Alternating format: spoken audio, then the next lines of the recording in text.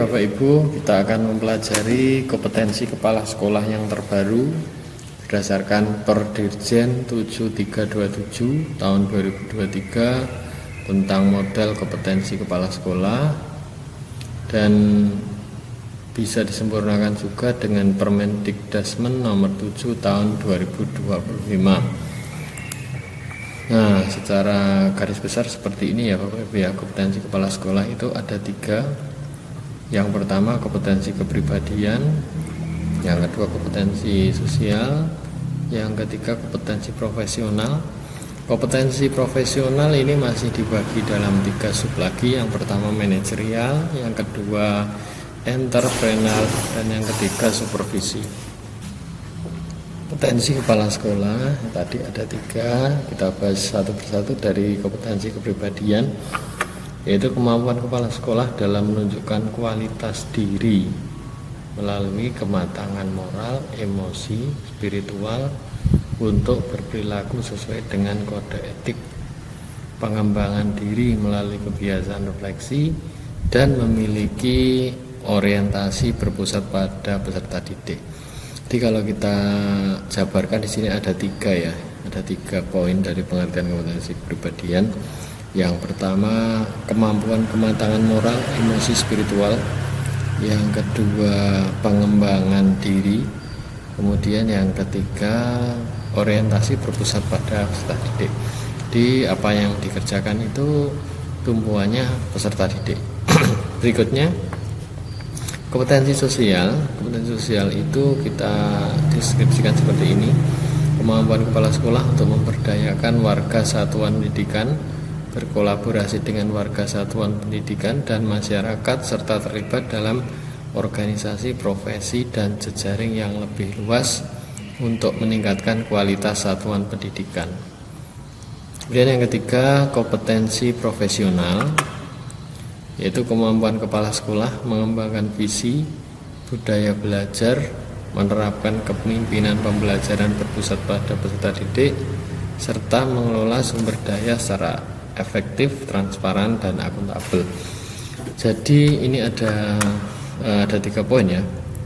Yang pertama mengembangkan visi dan budaya belajar. Yang kedua menerapkan kepemimpinan berpusat pada peserta didik. Yang ketiga mengelola sumber daya. Ini ada 3, tapi antara kepribadian profesional ini bisa dibedakan. Kalau di kepribadian itu orientasi pada peserta didik, memiliki orientasi berpusat pada peserta didik. Kalau pada kompetensi profesional di sana kepemimpinan pembelajaran yang berpusat pada peserta didik. Jadi menciptakan pembelajarannya ya, pembelajaran yang berpusat pada peserta didik ini di kompetensi profesional. Kalau di kepribadian ini kebijakannya itu lebih berorientasi pada siswa. Jadi mementingkan siswa gitu ya, menurut saya, berpihak pada siswa dari ketiga kompetensi ini.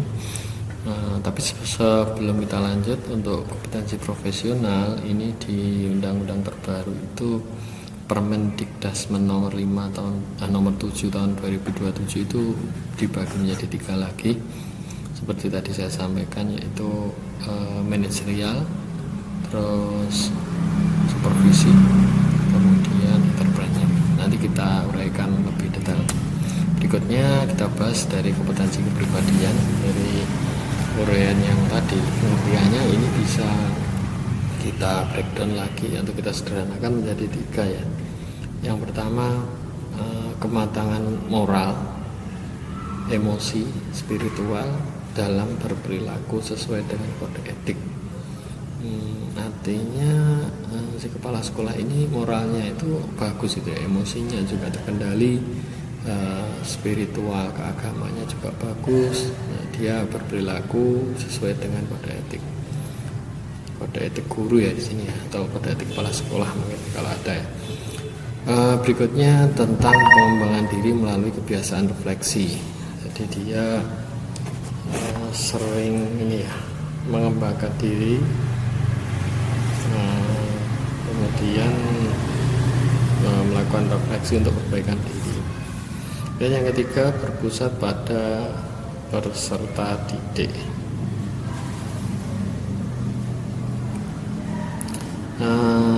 Dari ketiga sub tadi masih bisa dijabarkan lebih lanjut ya. Jadi kalau ini kita beri poin satu.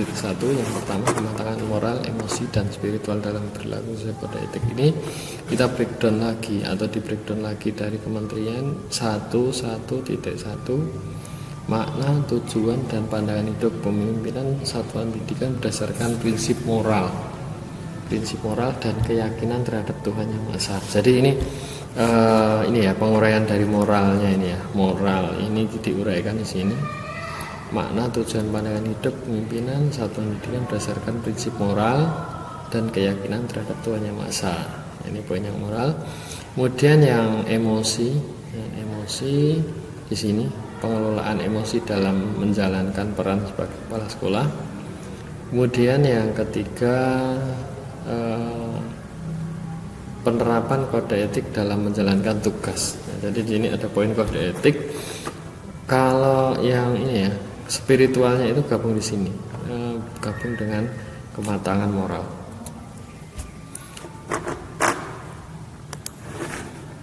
Jadi kita ulangi lagi, kematangan moral masuk di sini bersama dengan spiritual ya. Moral dan keyakinan terhadap Tuhan Yang Maha Esa, jadi memiliki kematangan moral dan keyakinan Tuhan Yang Maha Esa. Kemudian yang kedua tentang ini pengelolaan emosi dalam menjalankan tugas. Kemudian berperilaku sesuai dengan kode etik. Kemudian yang 1.2 itu pengembangan diri melalui kebiasaan refleksi. Nah, ini uraiannya bagaimana ini? Yang pertama, refleksi dan perencanaan kebutuhan pengembangan diri untuk meningkatkan kepemimpinan satu pendidikan yang berpusat pada peserta didik. Refleksi dan perencanaan kebutuhan pengembangan diri.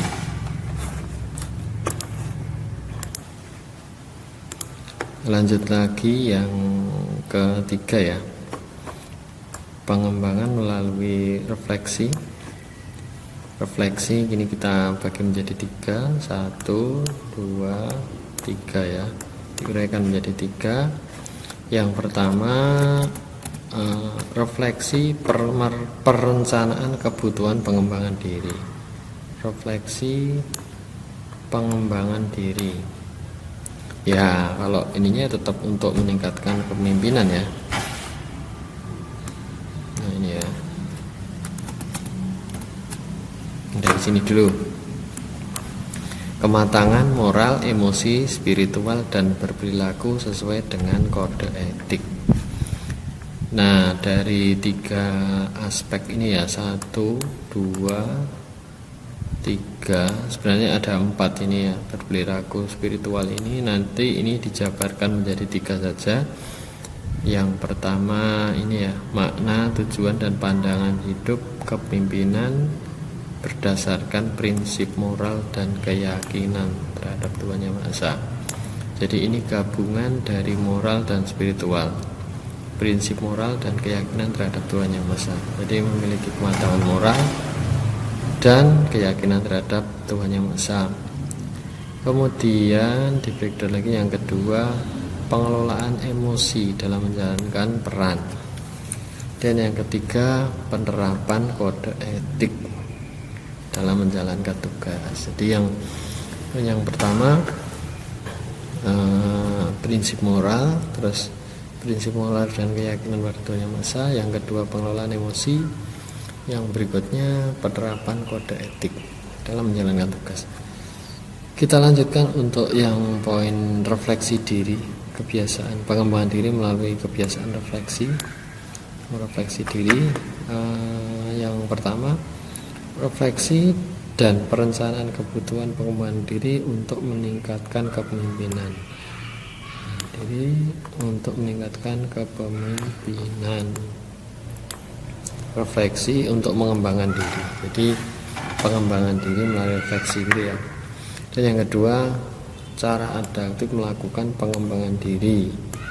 untuk meningkatkan kepemimpinan. Yang ketiga, penerapan hasil pengembangan diri. Jadi di refleksi itu ada 3, refleksi perencanaan, kemudian cara adaptifnya bagaimana, kemudian yang ketiga mengenai penerapan hasil. Kita lanjutkan untuk orientasi berpusat pada peserta didik. Maksudnya orientasi berpusat pada peserta didik ini bagaimana? Yang pertama, empati terhadap peserta didik. Yang pertama empati, yang kedua respect, yang ketiga peduli terhadap keselamatan. Nah, poin-poinnya ini nanti kita baca lebih detail ya. Empati terhadap peserta didik dalam pengambil keputusan. Yang kedua respect, hak peserta didik dalam menjalankan peran, respect hak. Yang ketiga kepedulian terhadap keselamatan, keamanan. Jadi ini kepedulian terhadap keselamatan dan keamanan ya, individu dan kelompok dalam menjalankan peran sebagai kepala sekolah. Kita lanjutkan yang kedua, yaitu kompetensi kepribadian. Poin kedua yaitu kompetensi kepribadian. Kompetensi kepribadian ini tadi sudah ya kompetensi kepribadiannya. Kita lanjutkan kompetensi sosial. Kompetensi sosial.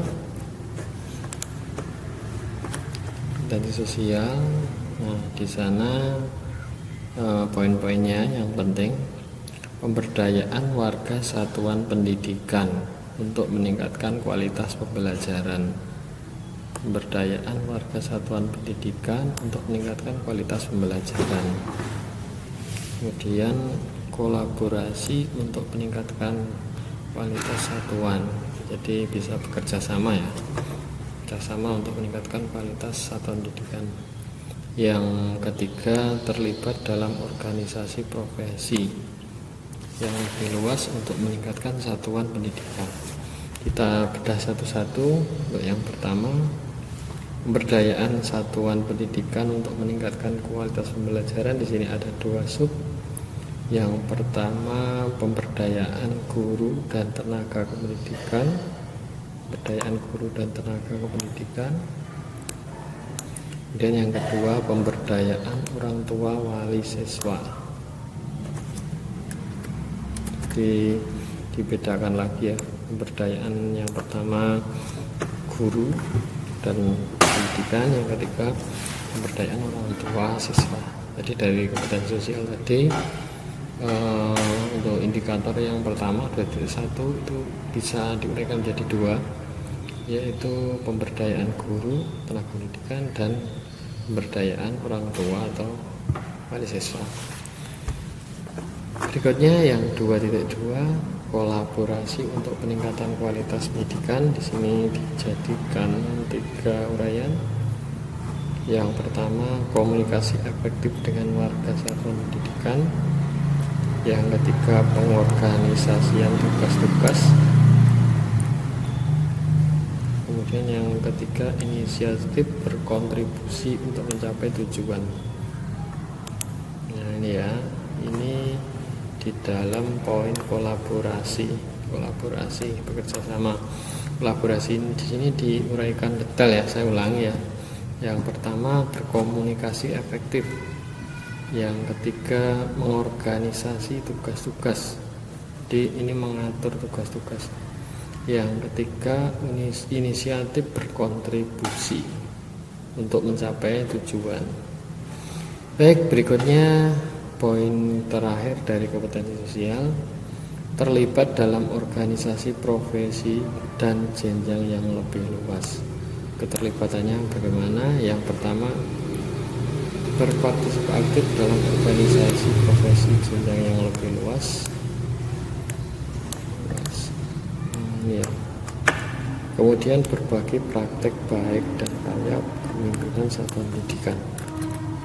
Jadi di sini artinya tidak hanya berbagi, tidak hanya berkontribusi aktif dalam organisasi profesi, tetapi juga berpraktik baik. Oke, ini untuk kompetensi sosial. Kita lanjutkan untuk kompetensi yang terakhir, yaitu kompetensi profesional. Kompetensi profesional, nah tadi sudah digambarkan ya, atau sudah diuraikan, paling tidak ada 3. Yang pertama, pengembangan visi dan budaya belajar. Yang kedua, kepemimpinan pembelajaran yang berpusat pada peserta didik. Yang ketiga, pengelolaan sumber daya satuan pendidikan secara efektif, transparan, dan akuntabel. Kita bahas dari yang pertama, untuk pengembangan visi dan budaya satuan belajar. Ini di breakdown menjadi 3 paling tidak. Yang pertama, kepemimpinan satuan pendidikan dalam mewujudkan visi yang berpusat pada peserta didik. Jadi ini menciptakan visi yang berpusat pada peserta didik. Dalam mewujudkan visi ini harus melibatkan warga, semua warga terlibat. Dan yang kedua, pengembangan kebiasaan belajar sebagai cermin satuan pendidikan yang berpusat pada peserta didik.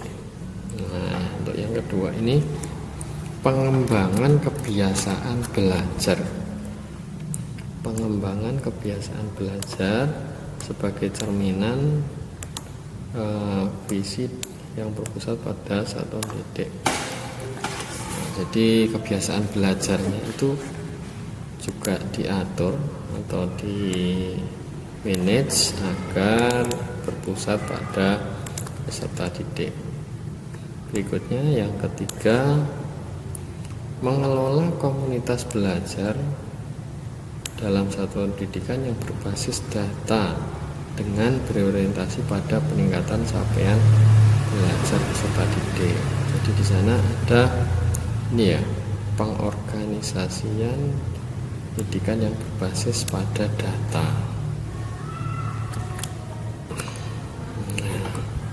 Di sini ada penekanan yang berbasis pada data. Jadi pada pengembangan visi itu mewujudkan visi, mewujudkan budaya belajar. Yang ketiga, komunitas belajar yang berbasis pada pengelolaan data ya. Berikutnya yang kedua, kepemimpinan pembelajaran yang berpusat pada peserta didik. Ini masih berpusat pada peserta didik. Di poin yang kompetensi profesional itu kebanyakan berpusat pada peserta didik ya. Yang pertama, kepemimpinan pembelajaran dalam membudayakan lingkungan yang aman, nyaman, dan inklusif. Kepemimpinan pembelajaran yang membudayakan pembelajaran yang aman, nyaman untuk satuan pendidikan. Dan yang 3.22, kepemimpinan pembelajaran dalam merencanakan pembelajaran asesmen, pelaporan pencapaian peserta didik dengan memperhatikan karakteristik guru.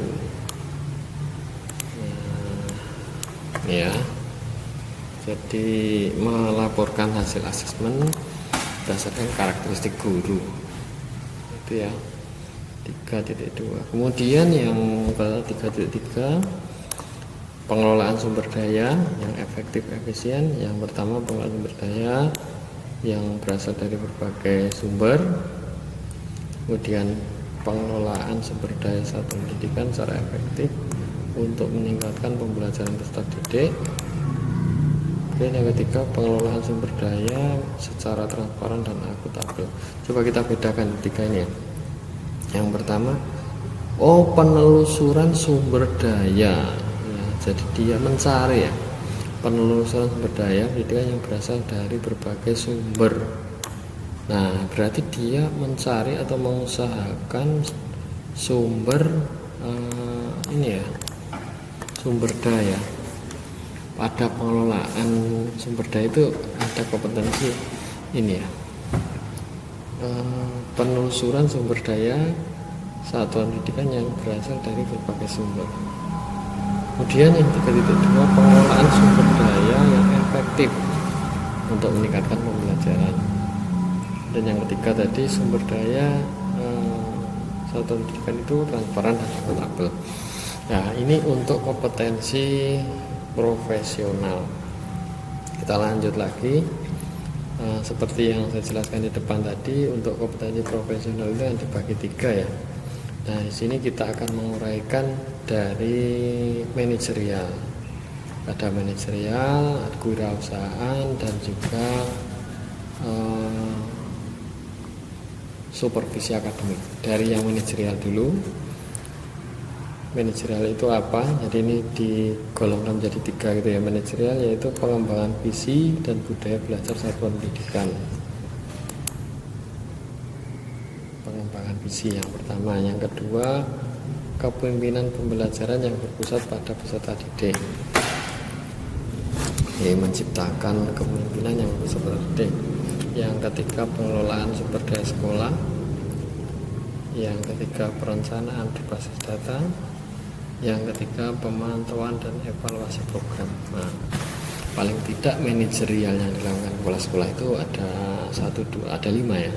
Pengembangan visi dan budaya, kepemimpinan pembelajaran, pengelolaan sumber daya, perencanaan program, dan pemantauan evaluasi program. Kita lanjutkan untuk yang kedua, kompetensi profesional, yaitu entrepreneur atau kewirausahaan. Apa ini maksudnya entrepreneur atau kewirausahaan? Ini ada beberapa poin untuk menjelaskannya. Yang pertama, menciptakan inovasi yang berguna bagi pengembangan sekolah. Jadi inovasi yang berguna bagi pengembangan sekolah. Yang kedua, bekerja keras untuk menciptakan keberhasilan sekolah sebagai organisasi pembelajaran yang efektif. Bekerja keras mencapai keberhasilan. Yang ketiga, memiliki motivasi yang kuat sukses dalam melaksanakan tugas pokok dan fungsi kepemimpinan. Yang ketiga, pantang menyerah dan selalu mencari solusi terbaik dalam menghadapi kendala sekolah. Yang ketiga, memiliki naluri kewirausahaan dalam mengelola kegiatan produksi atau jasa sebagai sumber belajar peserta didik. Jadi naluri kewirausahaannya itu untuk sumber belajar ya, jadi digunakan untuk belajar. Jadi mengelola produksi atau jasa yang digunakan untuk belajar siswa. Berikutnya, kompetensi profesional di supervisi akademik. Paling tidak ada 3 ya. Yang pertama, pembelajaran yang mendalam. Jadi supervisi itu akan memonitor atau mendampingi guru ketika mengajar. Jadi kepala sekolah itu akan menilai bagaimana guru itu dalam proses mengajar gitu ya. Nah, di sana proses pembelajaran mendalamnya itu bagaimana seperti itu. Kemudian yang kedua, merencanakan, melakukan supervisi akademik. Jadi supervisi akademik itu harus direncanakan, dilaksanakan agar hasilnya itu maksimal. Setelah dilaksanakan maka ada coaching dan umpan balik. Nah, kalau coaching itu pemberdayaan kemampuan dari diri. Apa yang dia miliki itu kita berdayakan. Kemudian umpan balik itu memberikan masukan yang positif bagi guru tentunya. Oke, gitu saja untuk kompetensi kepala sekolah berdasarkan Perdirjen 7327/2023 dan juga Permendikdasmen nomor 7 tahun 2025. Terima kasih sudah menyimak ya. Jangan lupa subscribe. Terima kasih. Assalamualaikum warahmatullahi wabarakatuh.